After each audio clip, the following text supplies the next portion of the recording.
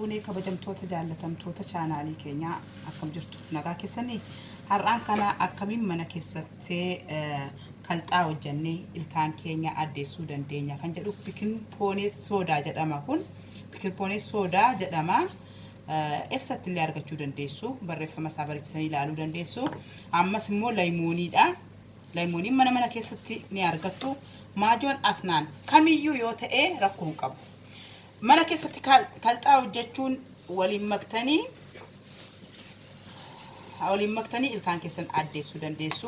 Maaltu nu barbaachisaa jalqaba bikinpoonis soodaa gabshaa tokko, fallaana tokko,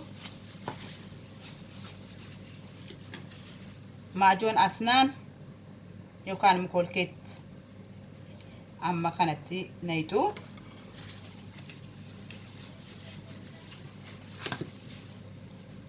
laymoon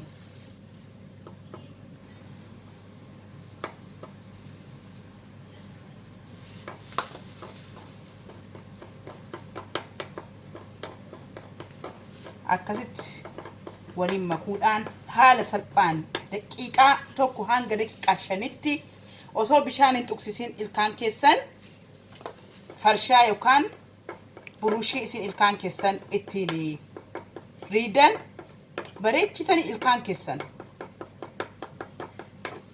ittiin rigduu jechuudha. Yoo ilkaan keessan rigdanii bakka hunda waliin geessan daqiiqaa 50 hanga ta'utti daqiiqaa 5 hanga ta'utti ilkaan keessan ittiin riduu farshaa yookaan burusha ilkaan keessan ittiin dhiqxan yookaan ittiin borrashtan jechuudha.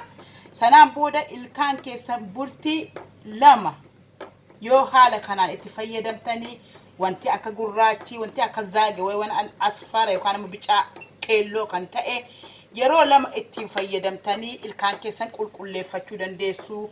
Dooktara biras deemtanii qarshii baasuu sin barbaachisu. Waan irraa fayyadame bu'aa argeen isinitti himaa. Waan adda addaa isinii fudhannee barumsa addaa waan irraa fayyadamne sin barsiifnutti kanumaan nu eeggadha.